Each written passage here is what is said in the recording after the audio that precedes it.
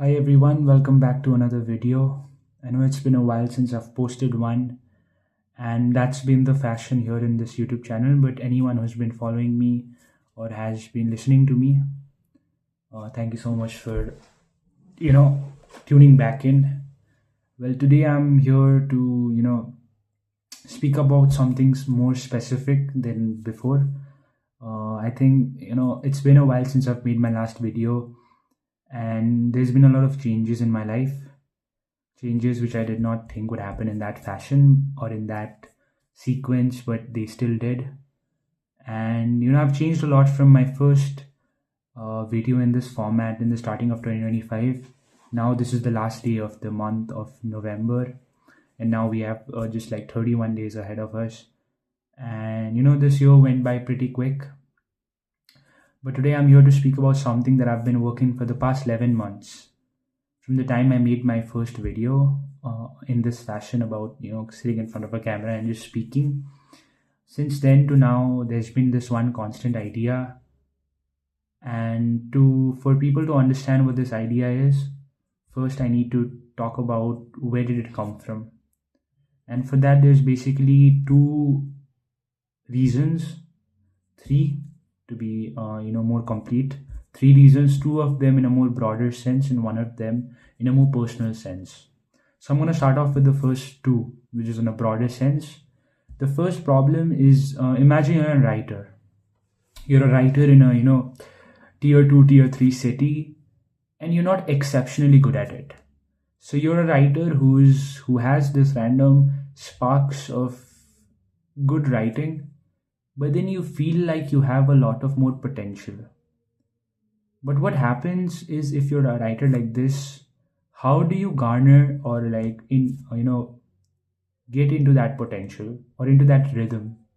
For that, as Tanmay Bhatt says in many of his interviews, is for any artist, the best way to improve is to make that feedback loop shorter. Now, what that means is that imagine you create a content, and the content and the response that you get from that content, may it be criticism, suggestion, or appreciation, that feedback loop needs to be shorter. So the shorter the feedback loop is, the better or the faster you can improve your content. Now what happens is, for an artist like that, there's no real medium for him to do that. Of course, he can start from social media, but as we know, in today's world, social media, you have to be deeply curated. You can't just write. And there might be a case in like 100, one case in 100 scenarios where someone's skills just go out and the algorithm pushes it somehow, and purely it becomes famous. But for most of us out there, there's no real medium for a writer or any sort of a creative who doesn't have that resources, who doesn't have that connection to get there, or even want to improve. It's either that if you're very exceptionally great, your work will eventually get discovered. But for someone who's wanting to improve, someone who's younger, someone who thinks they have that inherent potential but is not being able to harness it, there's no medium for that artist to do that. And that is where I had found myself also for many years. Since childhood, I've been always wanting to create. When I was a kid, around 7 8 years old, I used to make comics, and those used to be just in classroom. We used to sit down, and I used to make these stupid comics, which were totally inspired from the TV soaps that used to watch at home. So my grandmom and my sister, they used to watch these TV soaps on TV, and then I used to just watch those. And the stories that I read there, I used to just write them down and make them like a comic, and I used to read those to my friends at school. And that was really my first creative pursuit, to be honest. I saw that and I wanted to create something similar. And then I used to sit there in classroom and I used to read out these comics to my friends. And after a moment, I had created that name as like a comic creator in my classroom, around 30 40 students. They used to know me as that person. And somewhere I liked that was the first real identity that I had, was the guy who makes comics. And that, after some time, evolved into poetry, which was like, of course, very adolescent poetry about, you like a girl and you write a poem about her. There's like basic rhyming and nothing really deep. But then that was a way I began. And then, of course, I started to read more, started to watch more, started to understand a lot more about what poetry is or what writing is. And then I, of course, entered into prose writing. And then I just, tried exploring a lot. But let's not go too deep into that. But talking about just, writing. Now, I was in class 9 and I was incredibly, restless. I wanted to become a writer. I used to watch all of these, people speak online, and I used to, want a pie of that. And I felt like, if I could get an audience, I could really improve. But there was real no medium for me to get an audience. And I used to send those to my friends, and friends and families, they'll read it out of like, he's my friend, so I'll just read it. And the response that they give will, of course, not be 100% honest, because they, of course, don't want you to feel bad. So that is a problem which I faced. And as an artist, I always struggled because, my writings were not getting discovered. Of course, later on, I launched my own blog. I used to have around 4K reads, but what I wanted was real criticism or real feedback from people and from readers. And I wanted my work to go out there. There was opinion pieces which I wanted people to read, but there was no real platform for me. And if I wanted it to go to a place with established writers, there was no real ladder. There was just a leap or a jump which I didn't know how to take. So that is the first problem. Now the another problem is very specific to the area that I come from. So I'm from Darjeeling or Kalimpong. Kalimpong to be more specific, but this area of Darjeeling, Kalimpong, and the hills area, the hills in West Bengal. And here we speak the language Nepali, and we call ourselves the Gorkha people. But the problem that exists is that there is an identity crisis. Now, Nepali is an official language in the Indian Constitution. It's one of the 33 official languages. But what the problem lies is that there is no real identity for our people. Imagine a person from this place, they go to a big city in India. They go there, and if someone hears us speaking Nepali, and this is my personal experience, if I speak in Nepali, then what happens is that, the first assumption that another person from there, the native of that place, will make is that I am actually from Nepal. Because Nepal and India share an open border. And the people from Nepal, they come to work in India, and they work in these places. And then after that, they speak Nepali. They look very similar to us. But then after that, when I go to that place and then I speak in Nepali, then they'll think I'm from Nepal. And when they ask me where I'm from, then I have to tell them West Bengal. Now, West Bengal, in its name itself, or in the demographically, if you see, it's mostly Bengali people. That means, when someone asks me where I'm from, I would like to, find a way for them to know that actually, there are Nepali people in India. And I want that to happen to all the Indians, that they should know. Of course, it's part of a constitution, but people still are very ignorant towards it. There's that identity crisis. You go out of the bigger city and you think that who am I? Where am I from? And where is my representation? That is a very real problem. And in our society, that was one of the problems prevailing. Another one was that, there was no real system. There was no real system for, local people to voice their opinions. There was no documentation happening here in the hills. Physical documentation, that was very rare. So these two problems were existing way before I was in the picture.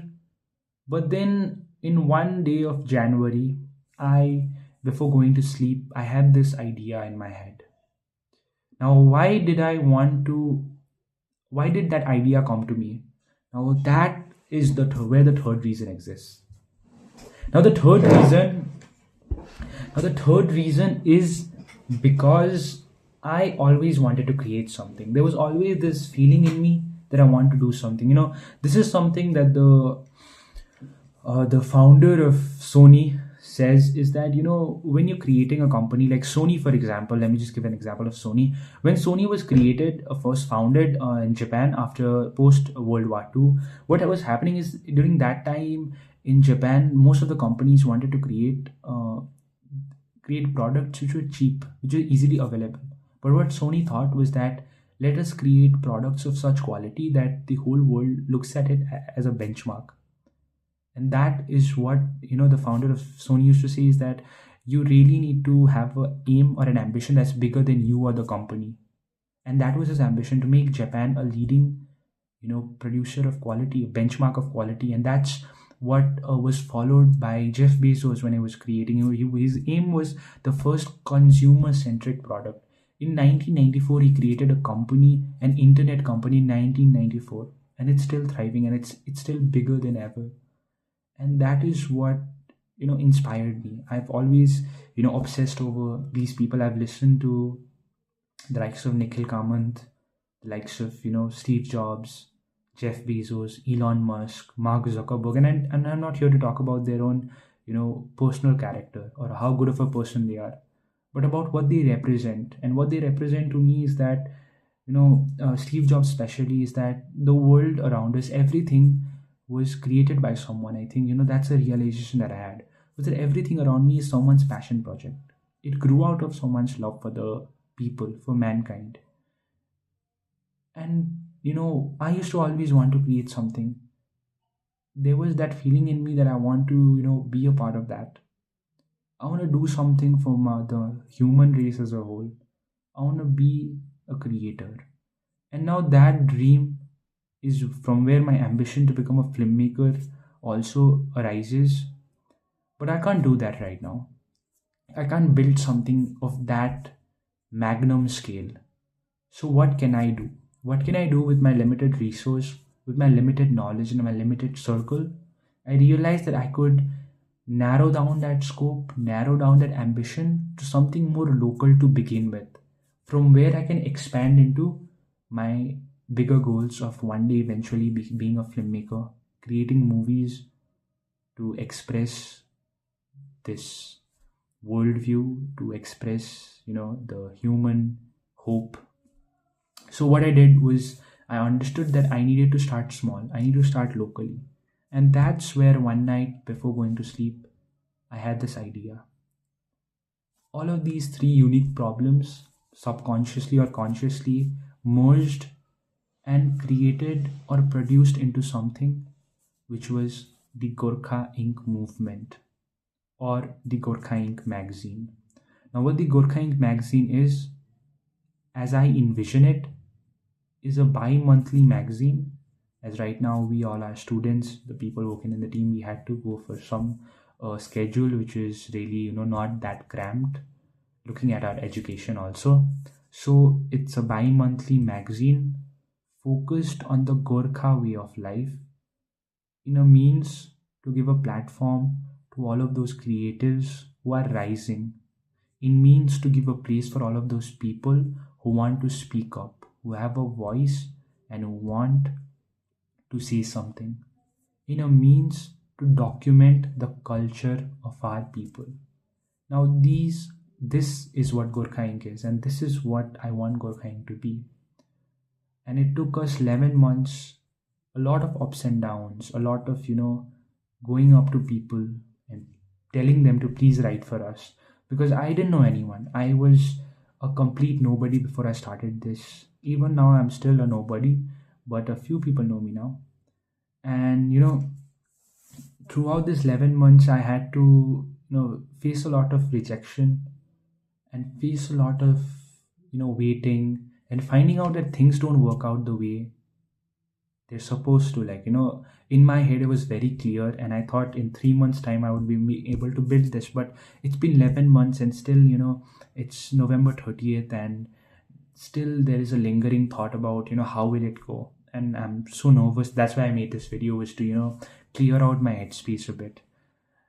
And I faced that much ups and downs, and I what I learned, I'd like to share a few of those things here. The first thing was that the real differentiator between someone who is successful and who is not is a very simple thing, or a basic differentiator between people who you see make difference, make change, and people who don't, is just one thing. A very raw truth that I saw was that there were people smarter than me in every corner of like my work. Every time I went out to people, I talked about this idea. One of the things that I always heard was that I always wanted to do something like this. That was one of the recurring sentences, that I always wanted to do something like this. I always wanted to do something like that's like the one thing that I heard from every conversation that I had. But the irony was that those people who said that to me were older than me, were smarter than me, were people who had way more connections within me, and were people who are in a much more better place than me. But still, they told me that they always wanted to do it. And that's when I understood the basic difference between people who make it and people who don't is action. Now, I'm not saying that I've made it, but what I mean is that from that sentence itself, I could observe it around in my world. Because I see a lot of people who have, ideas. I see a lot of people who have opinions, who have these brave ideas, but I see very less people doing things. And I think that's what the real differentiator is that people who are doing things versus people who are not doing anything. When you have a great idea, people would like to overanalyze things. In the starting, they would like to think everything through. But what I learned was that you can't really do that. You can't really think every step through. Like sometimes you just have to take that leap of faith. And I think that's what great people did. That's what great entrepreneurs did. Why are risk takers rewarded so much? Is because they take that leap of faith. Not knowing what's on the other side, they still go for it. And there's a beauty in it. Of course, you can fail. But something about that, pursuit of greatness, something about, not succeeding, but rather, even perishing, but in the pursuit of greatness, is something about that is just so special that it's so high rewarding. And that's what I learned, was that you really need to do things. You really need to take that action. No matter what the outcome must be, no matter if you're sure, unsure, scared, or in any state, you really have to just start. You just have to take the first step, and then every step comes around. The second lesson which I learned was that you need to believe in yourself to a point of delusionality. Now, this is not something original said by me. This is something said by Sam Altman. Now, Sam Altman, as you guys may know, is the founder and CEO of OpenAI.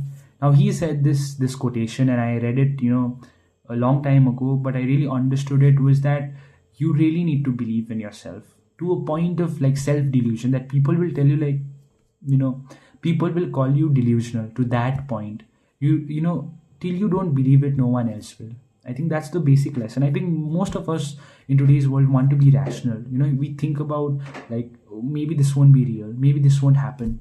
But what the real lesson lies is that you really need to believe. Before you make that movie, before you make it, before you do anything, you really need to, in your head, you need to be like, I've done it.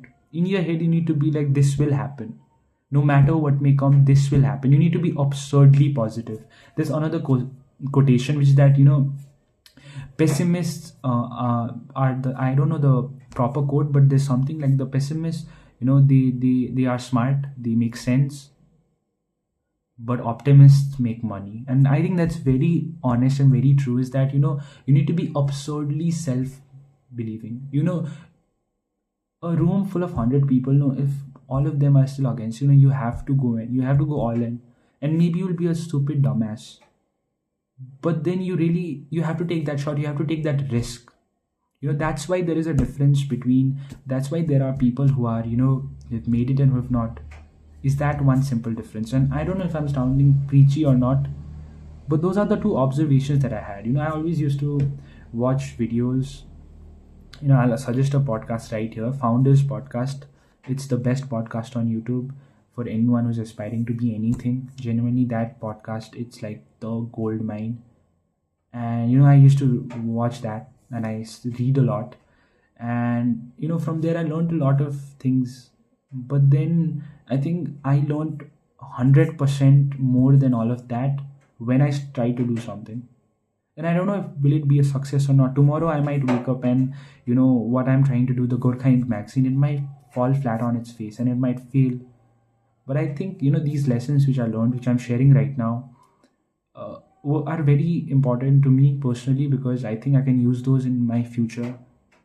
And I'm not sure where all of this will go. One of the reasons I made this video was I'm very anxious right now about Gorkha Ink. It's very close to its launch, and for the past 11 months it has been in my head. I close my eyes, I see holding that Gorkha Ink magazine, and now it's actually going to be in my hands in a few days. And I don't know what to feel, I don't know what to expect from it. I'm scared and I'm terrified, to be honest. But I wanted to make this video to document what's going on in my head. I want this to be the first step in my life into doing things that I want to do, you know to enjoy the things that I do, to do what I love, and to do things for the greater good of the society as a whole, and for the entire world someday, hopefully. Someday, I'm just putting this out there, someday hopefully I can make movies and do that for a living, and create things, and you know bring people together. And yeah, that's all I wanted to speak about. Maybe this was the longest video in my channel, but I just wanted to thank everyone. I have a great set of friends, great set of family who have really supported me, and now I'm very close to the first real step in my life. I feel like till now I was just living in the prologue. Now I'm like really doing something, and I close my eyes and I just see it as like the first step, 0.1. I want to do so much more. And in this moment I don't feel any kind of feeling. I just feel grateful that even I could make such far. And to be honest, I could not do it alone. Like, at the end of the day, I might be working alone, I might be doing everything alone, but then to know that I've got a group of people who always believe in me, whatever may come, that feeling feels happy. Tomorrow I might fail, but when I go back to these people, they'll still support me. To know that, it feels incredible. So for that I want to say thank you. Thank you for watching this video. And hopefully, a few months later, we'll meet again and we'll talk about something else, something that crosses my mind. But yeah,